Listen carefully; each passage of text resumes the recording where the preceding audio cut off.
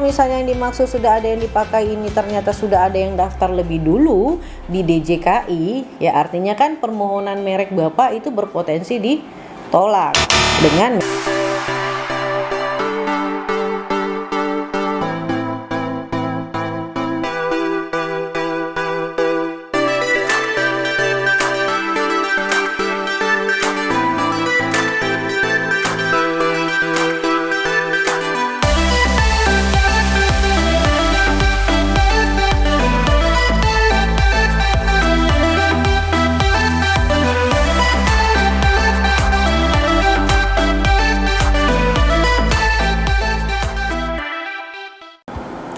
Assalamualaikum warahmatullahi wabarakatuh. Bertemu lagi dengan kami Rensmak, kantor konsultan Haki terdaftar resmi di DJKI. Kami memiliki kantor pusat di kota Jakarta Selatan dan memiliki kantor cabang di kota Padang. Baik, kali ini kita akan membahas pertanyaan yang masuk ke akun channel YouTube Rensmak.co.id ya. Pertanyaannya masih seputar merek ya, dari akun @juandoko816. Pertanyaannya seperti ini. Kalau kita sudah ada nama perusahaan, lalu merek, izin edar, PIRT, halal juga sudah terpenuhi dan ingin mendaftarkan merek dagang, dan ternyata misal nama merek dagangnya sudah ada yang pakai, apakah kita harus mengurus perizinan mulai awal lagi, baik dari izin edar PIRT dan halal dengan nama atau merek dagang yang berbeda untuk mengurus nama atau merek dagang yang berbeda?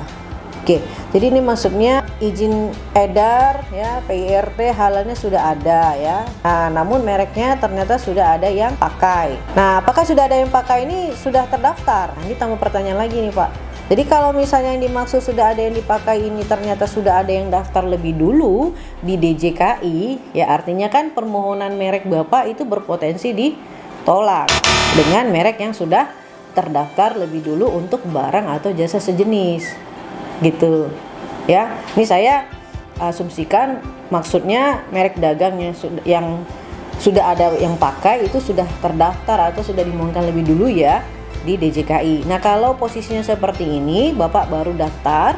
Nah, ini jika label merek yang kita mohonkan dengan jenis barang atau jasa yang kita lekatkan pada merek yang kita mohonkan itu memiliki persamaan pada pokoknya dengan merek yang sudah terdaftar lebih dulu oleh pihak lain untuk barang atau jasa sejenis, maka merek kita ini berpotensi ditolak. Dasarnya pasal 21 ayat 1 huruf A ya. Merek ditolak karena memiliki persamaan pada pokoknya untuk barang atau jasa jenis terhadap merek yang sudah terdaftar atau dimohonkan lebih dulu, begitu. Nah, ini bagaimana? Sedangkan merek yang ditolak ini statusnya izin edar gitu ya, kemudian halalnya ya itu sudah terbit, itu bagaimana begitu ya. Nah, memang sejatinya ya pengurusan merek itu harus di awal ya. Jadi ketika kita mau berusaha, pertama kita harus lindungi dulu mereknya gitu ya. Ini mereknya terhadap contoh misalnya barangnya adalah keripik singkong misalnya ya. Keripik singkong ini nanti kita mau kasih mereknya ini. Nah, daftarin dulu mereknya. Ya, daftar dulu mereknya untuk jenis barang keripik singkong. Nah, setelah terbit bukti daftarnya, kemudian nanti diproses ya. Kemudian terbit sertifikat. Nah, baru tuh urus izin halalnya atau urus izin edarnya. Begitu ya. Atau bisa juga ngurus izin halal atau izin edar dengan bukti daftar merek. Nah, namun pastikan sebelum kita mendaftarkan merek itu kita sudah lakukan pengecekan terlebih dahulu ya di Pangkalan Data Kekayaan Intelektual untuk mengetahui potensinya apakah merek yang kita mohonkan ini berpotensi untuk didaftar atau ditolak.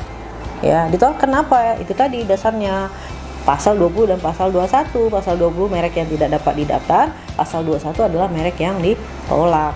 Begitu. Nah, baru tuh kita ngurus surat izin edar pangan olahannya ke BPOM, kemudian sertifikat halalnya. Karena untuk mengurus itu kan harus melampirkan bukti daftar mereknya atau sertifikat merek ya, sertifikat merek atau setidaknya bukti daftar mereknya.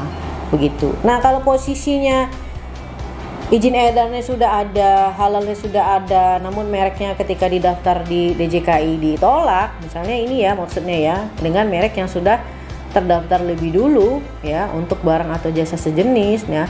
Ini bagaimana? Ya, pilihannya adalah pertama mempertahankan mereknya dengan cara apa? Menggunakan upaya hukum ya. Jika misalnya mereknya itu diusul tolak, maka lakukanlah pengajuan surat tanggapan.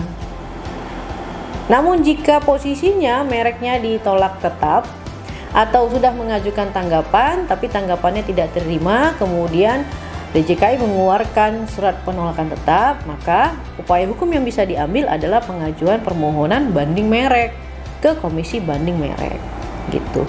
Kalau misalnya dikabulkan, terbit sertifikat, nah izin halal sama izin edar itu sudah sejalan ya, karena mereknya sudah terlindungi atau terdaftar begitu.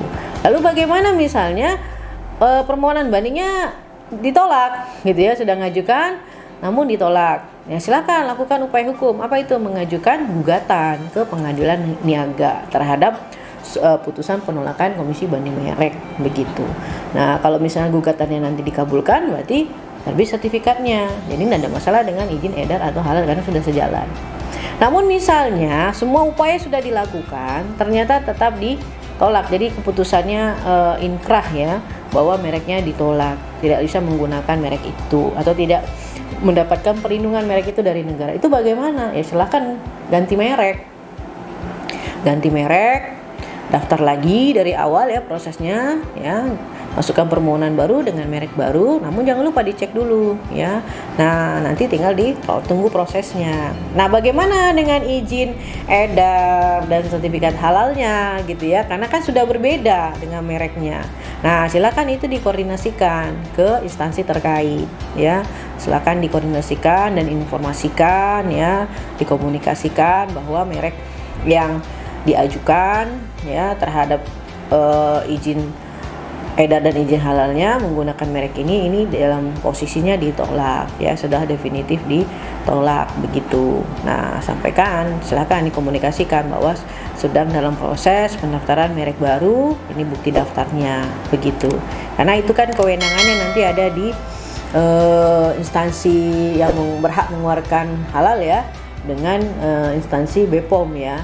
Nah, bagaimana nanti kebijakan dari instansinya begitu, apakah bisa digantikan atau bagaimana, itu silahkan dikoordinasikan karena itu instansinya berbeda. Jadi ketika kita mengurus perlindungan merek, itu instansinya adalah di DJKI, di bawah Kementerian Hukum dan HAM. Ketika kita ngurus izin edar pangan olahan ya, itu instansinya ada di BPOM gitu. Nah, ketika kita ngurus halal, itu instansinya ada di LPPOM ya, MUI ya, itu ya LPPOM ya, atau sekarang sudah ada lembaga yang khusus ya, jaminan halal ya, yang khusus ya untuk menangani itu. Nah, silakan ke instansi itu begitu. Nah, untuk mengurus izin edar ke BPOM ya, kemudian di halal ya, nah itu disyaratkan harus melampirkan sertifikat merek ya. Nah, sertifikat merek atau setidaknya bukti daftar merek begitu. Nah, jadi dari awal dulu daftar mereknya. Jadi daftar dulu mereknya, baru urus izin-izinnya begitu. Karena merek ini salah satu syarat yang harus dilampirkan ketika kita urus izin edar di BPOM. Ya, apakah itu pangan olahan, kosmetik atau obat tradisional begitu. Nah, namun jangan lupa ketika melakukan perlindungan merek ya, proses pendaftarannya itu dicek dulu Bapak Ibu ya, dicek dulu. Ini owner ya, owner usaha ya, pemilik usaha, dicek dulu mereknya untuk mengetahui potensinya. Apakah merek yang kita mohonkan ini berpotensi untuk didaftar atau ditolak begitu. Karena ketika kita mendaftarkan merek, itu yang kita mintakan hak ya, bukan izin. Ini beda ya. Hak dengan izin ini berbeda. Kalau untuk bisa mengedarkan produk kita di wilayah NKRI itu dia izin, namanya izin edar, kita minta izin.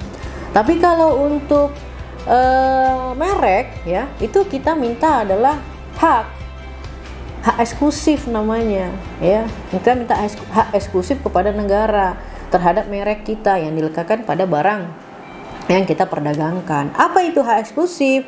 Hak eksklusif itu adalah hak untuk memperdagangkan sendiri barang dengan merek yang kita mintakan permohonan perlindungan, begitu ya. Atau kita melarang pihak lain menggunakan merek kita dengan barang yang kita lekatkan, atau kita mengizinkan orang lain. Jadi 3 itu, memperdagangkan sendiri, mengizinkan, ataupun melarang. Itu yang kita mintakan hak eksklusifnya kepada negara. Karena kita mintakan hak, maka ada proses tahapan pemeriksaan di DJKI, ya. Jadi tidak seketika begitu kita urus langsung terbit, tidak. Tapi ada proses, kita bilangnya masa tunggu ya. Karena itu di DJKI melakukan proses pemeriksaan beberapa tahapan. Ya, mulai tahapan pemeriksaan formalitas, pengumuman, kemudian pemeriksaan substantif, baru keputusan disetujui untuk didaftar atau ditolak gitu. Baru nanti kalau disetujui terbit sertifikat merek. Nah, karena kita mintakan hak gitu ya. Jadi oleh karenanya itu harusnya di awal. Jadi lindungi dulu mereknya, daftarkan dulu mereknya, baru dilakukan proses izin-izinnya, begitu. Nah, di kita ya pengalaman itu proses perlindungan merek ya itu paling cepat kita di 7 bulan. Ya, 7 bulan sejak kita ajukan permohonan, kemudian diproses terbit sertifikat di bulan ke-7. Itu dengan catatan dalam proses itu, misal di dalam pengumuman ya, di tahap pengumuman itu tidak ada yang mengajukan keberatan. Kemudian di pemeriksaan substantif itu tidak ada usul tolak, apalagi tolak tetap. Jadi clear dia prosesnya itu 7 bulan. Kita pernah pengalaman kita ada beberapa sertifikat itu ya, itu 7 bulan terbit sertifikatnya gitu. Nah itu ya, jadi ini saran ya kepada owner ya yang mau menjalankan usaha, segera lindungi dulu mereknya, baru lakukan proses izin-izinnya ya, apakah itu SNI-nya, apakah itu izin edarnya, apakah itu halalnya, begitu ya, dan lain sebagainya ya. Karena itu penting ya, kita mintakan hak kepemilikan, hak eksklusif, bukan izin, begitu. Kalau hak itu melekat nanti pada si pemiliknya. Nah, kenapa dia hak eksklusif? Karena merek ini adalah aset intangible, aset yang memiliki manfaat ekonomi ya. Dia bisa nanti dialihkan ya, dia bisa nanti diwariskan, bisa diwakafkan, bisa dihibahkan, bisa diperdagangkan, dijual belikan, dan itu ada nilai ekonomisnya, begitu. Nah, oleh karenanya penting pertama-tama dilakukan dulu perlindungan mereknya dengan mengajukan permohonan. Nah, pada saat mengajukan permohonan dicek dulu mereknya ya, untuk mengetahui potensinya, apakah berpotensi untuk didaftar atau ditolak, supaya kita bisa meminimalisir penolakan gitu ya.